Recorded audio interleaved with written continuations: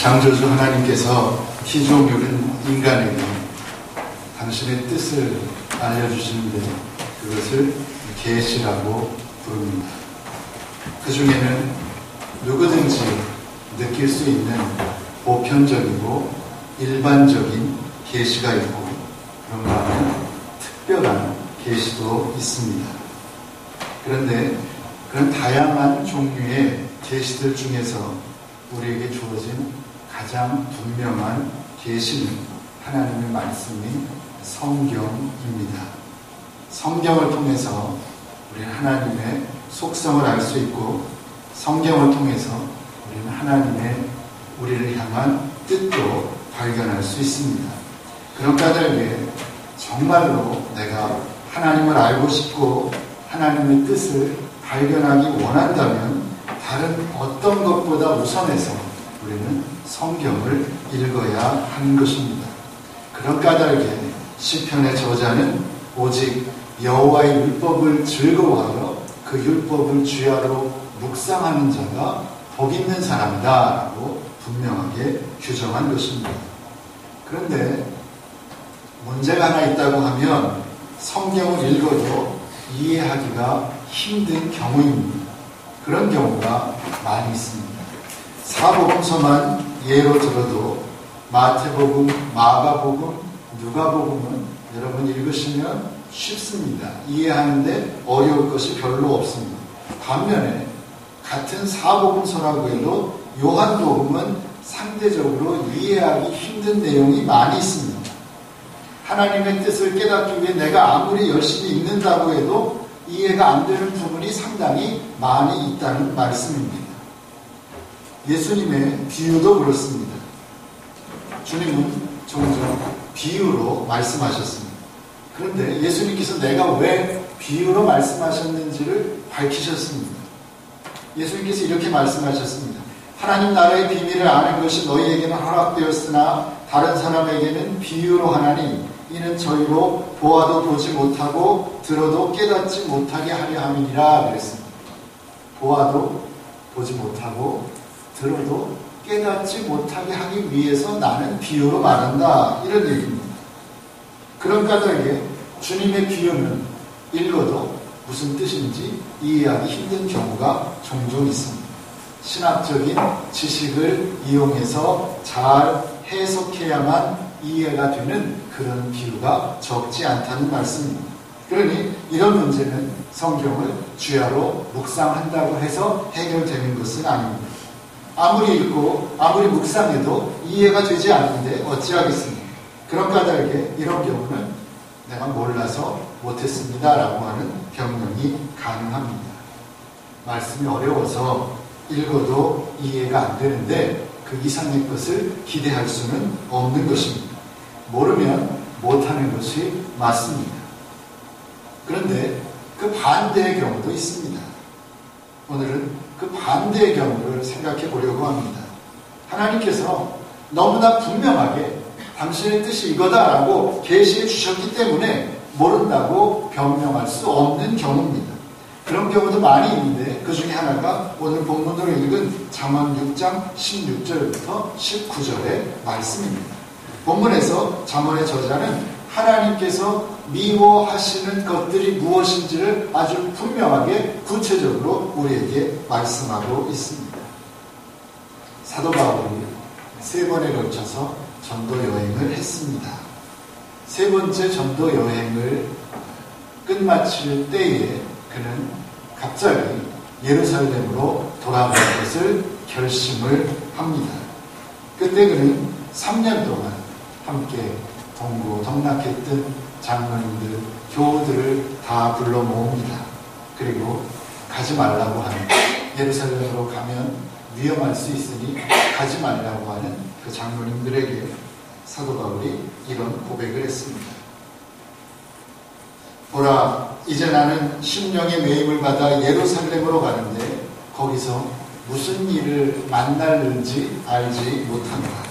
오직 성령이 각성에서 내게 증거하여 결박과 환난이 나를 기다린다 하시나 나의 달려갈 길과 주 예수께 받은 사명 곧 하나님의 은혜에 복음 증거하는 일을 마치려 하면은 나의 생명을 조금 더 귀한 것으로 여기지 아니하노라 이렇게 말씀했습니다. 사도행전 20장 22절부터 24절입니다.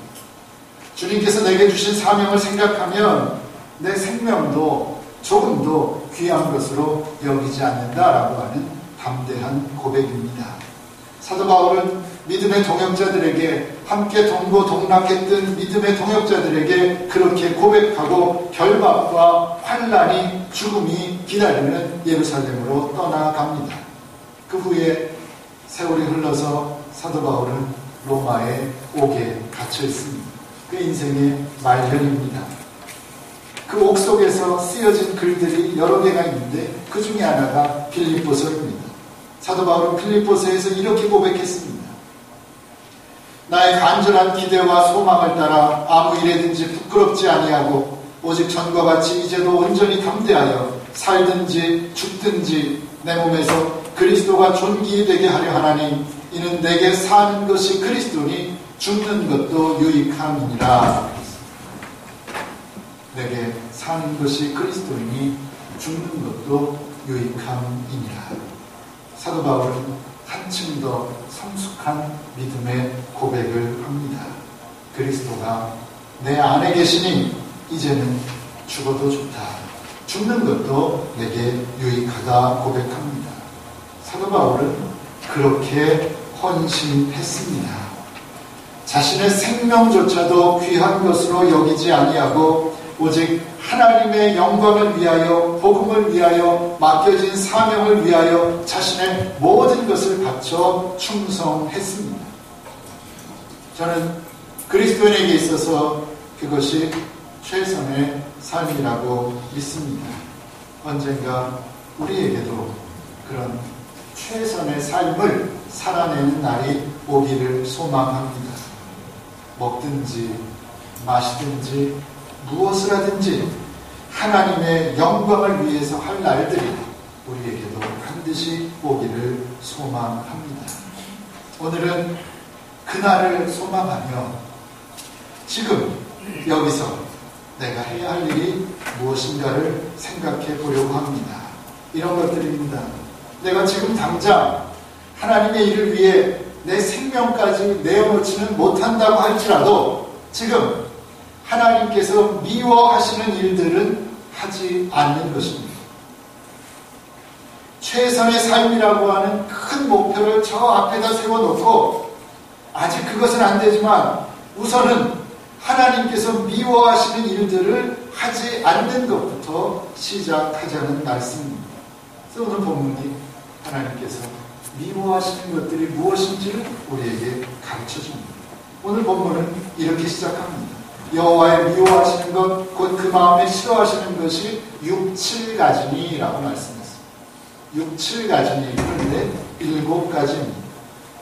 하나님께서 미워하시는 일들의 목록입니다. 정확히 말하면 하나님께서 특별히 미워하시는 죄들의 목록입니다. 왜 특별히 미워하시는 죄인가 하면 하나님께서는 죄를 다 미워하시는데 여기서는 구체적으로 이것은 내가 미워하는 것이라고 지적하셨으니 그것은 하나님께서 특별히 미워하시는 죄라는 겁니다. 다른 건 몰라도 하나님께서 특별히 미워하시는 죄를 우리가 짓지 말아야겠다라는 생각입니다. 과연 어떤 것들인지 하나씩 살펴보겠습니다. 잠언 6장 16절부터 19절까지 다시 한번 살펴보겠습니다. 16절부터 19절까지 한 절씩 보도록합니다. 제가 먼저 읽겠습니다. 여호와의 미워하시는 것 곧 그 마음에 싫어하시는 것이 6, 7가지니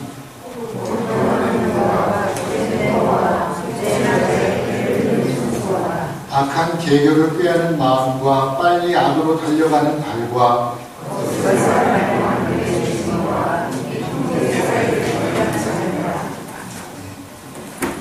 7가지가 하나님께서 특별히 미워하시는 죄가 됩니다. 하나씩 살펴보면서 어찌하든지 그 죄로부터 떠날 수 있는 내가 될 것을 다짐하는 시간이 되기를 바랍니다. 첫 첫 번째입니다. 하나님께서 가장 미워하시는 것이 나오는데 무엇입니까? 첫 번째로 나오는 게 뭡니까? 교만한 눈입니다. 교만한 눈. 무슨 뜻이겠습니까? 거만해서 잘난 체하고 뽐내고 타인을 무시하는 것입니다. 그런 마음으로 살아가는 건데, 이 교만이 하나님께서 특별히 미워하시는 죄 7가지 중에 첫 번째에 자리 잡고 있습니다. 하나님께서는 우리 마음속 깊은 곳에 자리 잡고 있는 그 교만이라고 하는 것을 그토록 미워하신다는 것입니다. 무엇보다도 이 교만이라고 하는 것은 내가 내 몸처럼 사랑해야 할 이웃들을 사랑은 고사하고 무시하고 함부로 대하는 더 큰 죄로 우리를 이끌어가기 때문에 하나님께서는 다른 어떤 죄보다도 이 교만이라고 하는 죄를 미워하신다는 것입니다. 교만은 라틴어로 수페르비아라고 합니다. 수페르비아인데 그 뜻은 자신을 실제보다 더 크게 여긴다라는 겁니다. 자신을 실제보다 더 크게 여기는 게 교만입니다. 지나치게 자기를 높이는 것인데 우리는 어쩌면 무의식적으로 본능적으로 나를 크게 여기고 높이는지 모르지만 하나님 보실 때에 그것은 큰 죄이고 하나님이 미워하시는 악행이라는 것입니다. 하나님은 자기를 낮추는 사람을 정말 기뻐하십니다. 그러나 스스로 자기를 크게 여기고 자기를 높이는 사람은 미워하신다라고 하는 것이 성경의 선언입니다.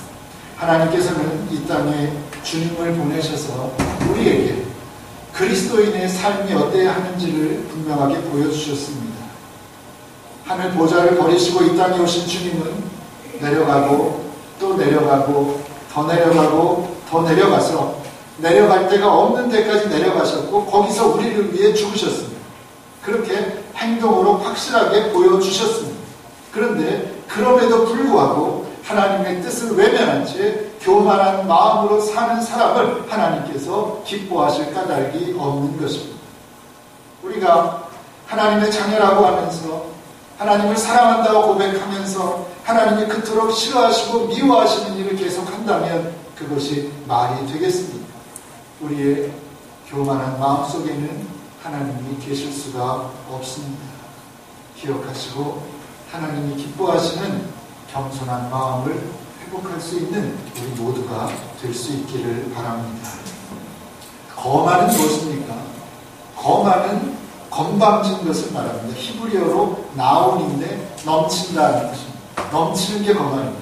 그러니까 거만은 내 안에 교만한 마음이 있는데 누구나 교만한 마음이 있는데 그 교만한 마음이 차고 넘쳐서 밖으로 행동으로 드러난 것이 거만입니다.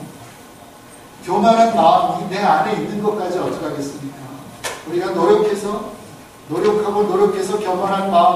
겸손한 마음으로 바꿔야 하는데 교만한 마음이 내 안에서 통제가 안 될 정도로 지나쳐서 결국은 그것이 밖으로 드러난 상태, 그것을 거만이라고 합니다. 그런데 그 죄를 하나님께서 미워하신다. 하나님께서만 미워하시는 것이 아니라 사람들도 다 싫어하는 죄라는 것입니다. 우리의 문제점이 있다면 우리 모두가 그렇습니다. 다른 사람이 교만한 것을 아주 싫어합니다. 다른 사람의 교만한 것을 잘 견뎌내는 사람은 없습니다. 그런데 그보다 또한 자신의 거만에 대해서는 굉장히 관대하다는 겁니다. 그것이 우리 모두가 갖고 있는 문제라고 생각합니다. 교만하면 우리는 망합니다. 성경의 선언입니다.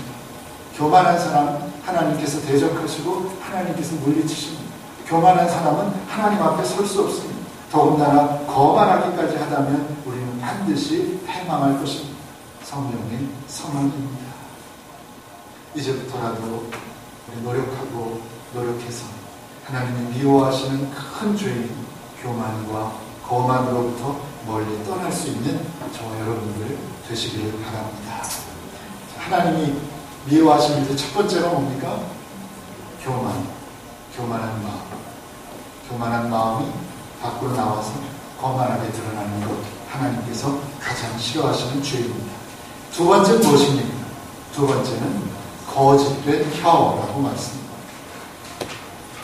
하나님께서 교만한 마음 다음으로 미워하시는 것이 거짓된 혀입니다. 시편 5편 6절에서도 거짓말하는 자를 멸하시고 거짓말하는 자를 멸하시고 하나님께서는 피 흘리기를 즐기고 속이는 자를 싫어하시는 속이는 자, 거짓말하는 자를 하나님께서 미워하신다라는 겁니다. 하나님께서는 누구와의 관계에서도 어떤 형편 속에서도 진실한 사람을 기뻐하십니다. 그런 까닭에 그리스도인이라면 언제 어디서나 진실을 말하며 진실하게 사는 사람이 되어야 한다는 것입니다. 여기서 이 거짓된 혀라고 하는 말의 히브리어 원 의미를 살펴보니까 참 재미있습니다. 거짓된 혀라고 번역했지만 원 의미를 직역하면 뒤집어 엎은 입이라는 뜻입니다. 뒤집어 엎은 입. 무엇이겠습니까? 하나님께서 우리에게 입을 주셨을 때는 그 입으로 하나님을 찬양하고 사람들을 사랑하고 관용의 말, 칭찬하는 말, 덕이 되는 말을 하라고 주셨을 것이 분명한데 그 입술을 가지고 오히려 남을 아프게 하고 남을 힘들게 하고 남을 속이는 악한 말을 하는 입술로 변질시켰다, 뒤집어 놓았다라는 그런 뜻입니다. 그러니 하나님께서 그런 뒤집어 엎은 입술을 미워하시는 것은 당연한 일이라는 것입니다. 그런데 예수님은 이런 부분에 대해서 아주 강력하게 말씀하셨습니다. 마태복음 12장 36절과 37절에서 주님이 이렇게 말씀하셨습니다. 내가 너희에게 이르노니 사람이 무슨 무익한 말을 하든지, 여기서 무익한 말은 온갖 쓸데없는 말입니다. 어떤 말을 하든지 심판날에 이에 대하여 신문을 받으리니 내 말로 의롭다함을 받고 내 말로 정죄함을 받으리라, 이렇게 선언하셨습니다. 우리가 살면서 때로는 의미 없이, 때로는 생각을 가지고 내뱉는 수없이 많은 말들이 있는데 그 말들이 마지막 날 하나님의 심판의 대상이 될 것이라는 주님의 선언입니다. 우리가 어떤 행동으로, 행위로 죄악된 일을 행한 것뿐만 아니라 우리 입에서 나온 그 수없이 많은 말들 역시 하나님의 심판의 대상입니다. 그 말로 의롭다함을 받을 수도 있고 그 말로 정죄를 받을 수도 있다라는 것입니다. 그러니 하나님을 경외합니다, 하나님을 사랑합니다 하면서 내 입술의 말을 지키지 못해서는 안 된다라는 것입니다. 다른 부분도 중요하지만 언어 생활을 통해서도 아름답고 선한 열매를 맺을 수 있는 저와 여러분들 되시기를 바랍니다. 자, 세 번째는 무죄한 자의 피를 흘리는 손입니다. 무죄한 자의 피를 흘리는 손. 10계명의 제6계명이 살인하지 말라입니다. 그 말의 의미는 설령 죄가 있는 사람이라 할지라도 내 마음대로 죽여서는 안 된다는 겁니다. 당연한 말씀입니다. 죄 있는 자라도 피 흘리게 해서는 안 된다는 것인데 죄가 없는 사람을 피 흘리게 하면 어떻게 되겠습니까? 죄 없는 사람을 아프게 하고 상처나게 하면 어떻게 되겠습니까? 그래서는 안 됩니다. 결코 그러지 말아라 라고 하는 권면입니다. 하나님은 무죄한 자의 피를 흘리는 손을 미워하십니다. 네 번째는 악한 계교를 꾀하는 마음입니다. 악한 계교를 꾀하는 마음. 이것은 우리 안에 있는 악한 생각입니다. 하나님은 우리가 품고 있는 악한 생각을 미워하십니다. 악한 생각을 가지고 사는 사람을 미워하신다는 겁니다. 우리 안에 분명히 악한 생각이 있습니다. 여러분 마음속에는 없습니까? 내 마음속에는 악한 생각은 없습니다. 선한 생각뿐입니다. 내가 뒤집어서 보여주고 싶은데 보여줄 수 없어서 참 한스럽습니다. 그런 분 계십니까? 우리 모두가 아마도 보여주기에 부끄러운 그런 악한 생각들을 마음속에 가지고 있습니다. 그게 우리의 본질입니다. 우리의 본성입니다. 하지만 그것이 주님께서 기뻐하시는 마음은 아닙니다. 그러니 내 안에 있는 악한 마음을 자랑스럽게 난 끝까지 죽을 때까지 갖고 가겠습니다. 그럴 이유는 없다. 그것은 주님의 마음이 아니다라는 겁니다. 우리에는 악한 생각은 굳이 표현하자면 사탄이 우리 안에 심어준 나쁜 마음입니다. 그 마음이 어떤 것인지는 내가 압니다. 다른 사람은 내 안을 들여다볼 수 없으니까 모르겠지만 내 안을 아는 나는 압니다.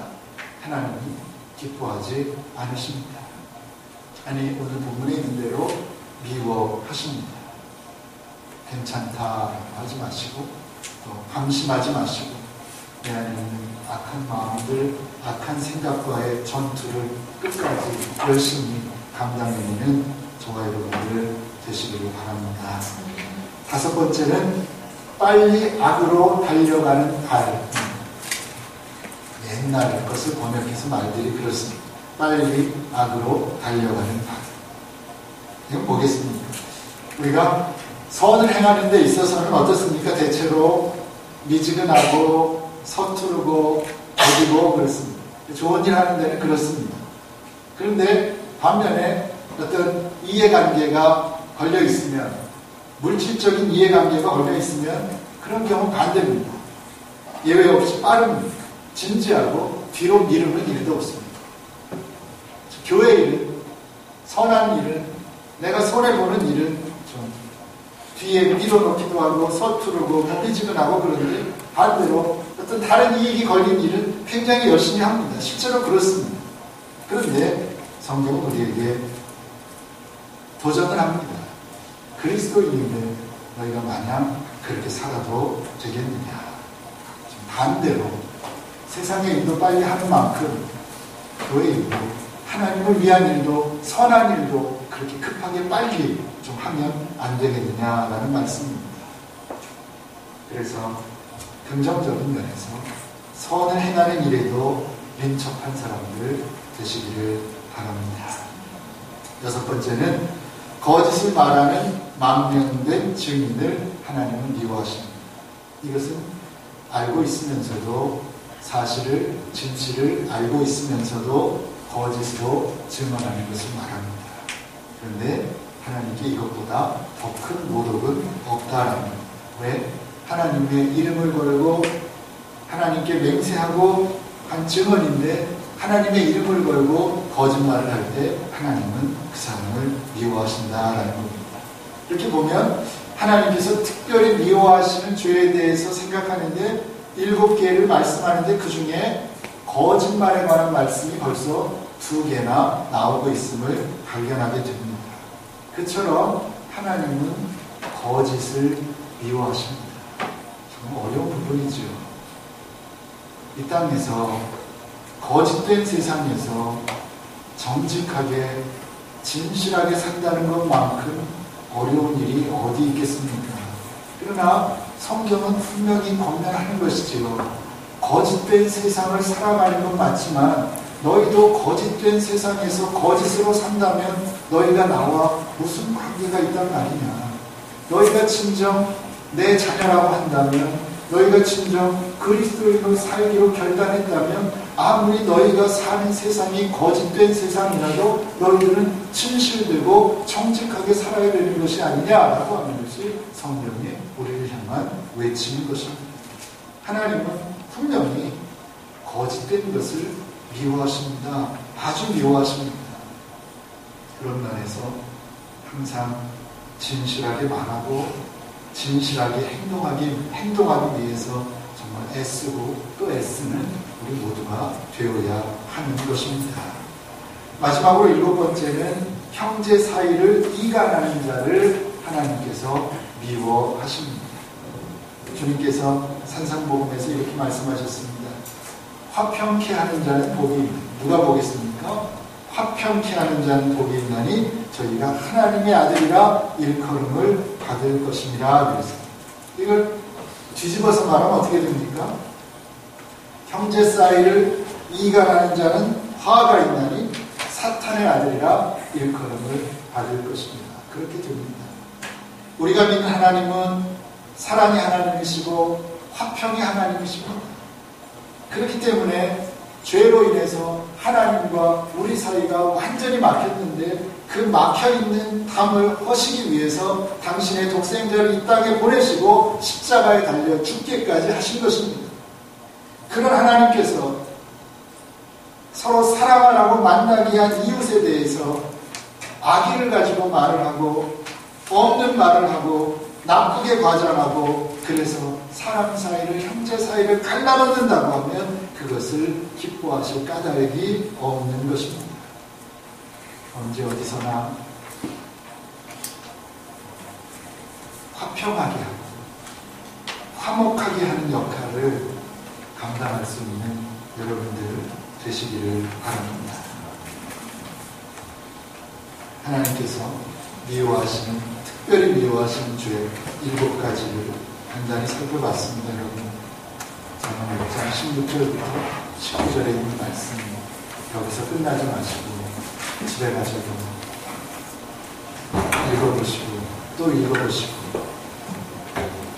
내게 리마인드 시키셔서 이 마음이 하나님 미워하시는 거지, 이런 말은 하나님 미워하시는 거지, 이런 행동은 정말 하나님이 미워하시는 거지, 내가 하나님을 위해 목숨을 바치는 것 못해도 하나님이 미워하시는 일을 하지 말아야지, 이렇게 다짐하면서 이 일들을 감당해 나가시기를 바랍니다. 그리고 할 수 있다면 더 적극적으로 이제는 하나님이 기뻐하시는 삶에 한 걸음씩 더 다가설 수 있는 저와 여러분들 되시기를 바랍니다. 작심삼일이라는 말이 있습니다. 한번 먹은 마음이 며칠 간다고요? 사흘 간다. 맞습니까? 맞는 말입니까? 아직까지는 통할까요? 여러분은 자신 있으십니까? 작심삼일. 오늘 우리는 하나님께서 특별히 미워하시는 죄 7가지 생각해 봤습니다. 저 나름대로 설교하는 사람은 여러분에게 전하지만 그 설교는 자기 자신에게 하는 거예요. 저 자신에게 정말 대단한 건 못해도 하나님이 미워하시는 죄는 짓지 말아야겠다 다짐하며 설교를 준비하고 설교를 합니다. 그리고 또 다짐합니다. 그러면 과연 저의 다짐이, 우리의 다짐이 사흘을 갈 수 있을 것인가, 그런 질문이 들었습니다. 우리가 작심삼일이라고 쉽게 말하지만 실제로 작심삼일로 쉽지 않습니다. 여러분, 설교 말씀 듣고 결단하고 사흘 동안 잘 지키신 적이 몇 번이나 있으십니까? 실제로 생각해보면 쉬운 일이 아닙니다. 학자들은 이렇게 말하죠. 어떤 일을 하기로 작심을 하고 2주에서 3주만 계속하면 그것이 습관이 되어서 그 다음부터는 문제없다라고 이렇게 말합니다. 그렇지만 현실은 그렇지 않습니다. 저도 그 말을 믿고 2주, 3주 한번 해본 적 여러 번 있습니다.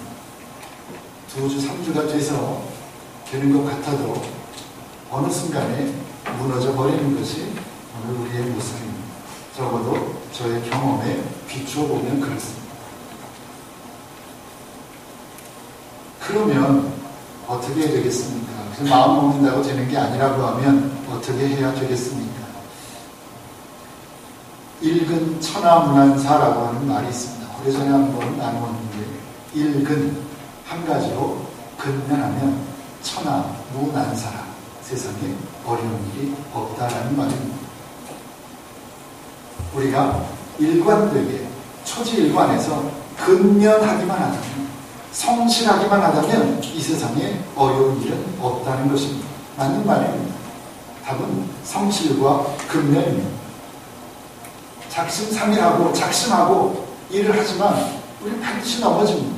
신이 아닌 이상 넘어집니다. 넘어지면 또 일어나고, 가다가 또 넘어지면 또 일어나고, 또 넘어지면 또 일어나고, 그러면서 하나님 앞에 가는 날까지 맡겨진 일을 근면과 성실로 담당하면 된다는 겁니다. 작심삼일이다, 작심20일이다 이렇게 정할 것이 아니라 넘어지면 또 일어나고, 넘어지면 또 일어나고, 그러나 포기하지 않고 성실과 근면으로 주어진 일을 감당하면 되겠다라는 것입니다. 런던 올림픽에서 그 리듬 체조의 손현재 선수가 연기하는 장면을 봤습니다. 근데 연기 도중에 신발 한 짝이 벗겨졌습니다. 그런데 그 순간을 놓치지 않고 카메라가 그녀의 맨발을, 신발이 벗겨진 한쪽 발을 잡아서 이렇게 클로즈업 시킨 것을 제가 봤습니다. 깜짝 놀랐습니다. 손현재 선수가 얼마나 예쁘고 깜찍합니까? 한국의 요정이라고 하는데 그 비춰진 발은 깜찍한 소녀의 발이 아니라 사람의 발이 아니었습니다. 깜짝 놀랐습니다. 얼마나 연습을 했으면 발 모양이 저렇게 되었을까? 울퉁불퉁한 게 사람의 발이 아니었습니다. 치근할 정도였습니다. 하지만 손현재 선수는 발의 모양이 어떻게 되든지 거기에 기회치 않고 근면과 성실로 최선의 노력을 경주했고 그 결과로 이번 올림픽에서 정말 놀라운 성과를 거두었습니다. 유도에서 금메달을 딴 김재범 선수의 이야기도 참 재밌고 감동적입니다. 그는 공교롭게도 4년 전 올림픽 결승에서 만났던 선수와 이번 결승에서 또 만났습니다. 그런 경우도 쉽지 않을 텐데 4년 전 올림픽 결승에서 졌습니다. 그리고 이번에 그 선수를 또 만나서 했는데 이번에 이겨서 금메달을 땄습니다. 이렇게 말했습니다. 죽기 살기로 했는데 그땐 졌고 죽기로 했더니 이겼습니다. 그랬습니다. 4년 전에는 죽기 살기로 맞붙었는데 그땐 졌고 이번에는 죽겠다, 죽기로 했더니 이겼다라고 했습니다. 운동만 그렇겠습니까? 인생도 그렇고 신앙생활도 그럴 것입니다. 어쩔 수 없습니다. 하나님이 세우신 법칙이기 때문에 그렇습니다. 심은 대로 거두는 것입니다. 좋은 것을 심으면 좋은 것을 거두고요. 악한 것을 심으면 악한 것을 거두는 겁니다. 뿌린 대로 거두는 것입니다. 우리가 오늘 힘들지만 땀과 눈물을 쏟아가며 최선을 다해 하나님을 섬길 때 내일 아름다운 성령의 열매를 거두게 되는 것이 아니겠습니까? 우리도 선수입니다. 인생이라고 하는 큰 경기장을 달리는 선수입니다. 하나님의 자녀로서 우리에게 당면한 믿음의 경주를 잘 감당해야 할 것입니다. 뒤에 있는 것은 잊어버리고 하나님께서 세워놓으신 저 앞에 있는 푯대를 향하여 달려가야 할 것입니다. 눈물을 흘리면서라도 오늘 우리가 뿌려야 할 씨를 뿌려야 한다는 말씀입니다. 내가 뿌린 씨를, 그 결실을 내 생애에 얻을 수도 있습니다. 그렇지 않을 수도 있습니다. 그러나 분명히 내가 아니면 내 자녀들이, 내 후손들이 내가 뿌린 씨를 거둡니다. 긍정적인 말이고 돌려 생각하면 무서운 말입니다. 내가 선한 씨를 뿌리면 내 자녀들이 선한 열매를 거둘 것이지만 내가 악한 씨를 뿌리면 내 자녀들이 악한 열매를 거둘 수 있는 겁니다. 그게 인생입니다. 그게 하나님의 법칙입니다. 그런 까닭에 지금 힘들지만 우리가 눈물을 흘리면서라도 우리가 뿌려야 할 선한 씨를 뿌리고 또 뿌려야 한다는 말씀입니다. 성실과 근면, 운동선수들만 열심히 하라는 법이 있겠습니까? 성실과 근면으로 그리고 꾸준함으로 그 일들을 감당하시기 바랍니다. 그래서 추수 때에, 언제인지 모르지만 추수 때에 기쁨으로 단을 거두는 저와 여러분들 되시기를 간절히 소원합니다. 기도하겠습니다.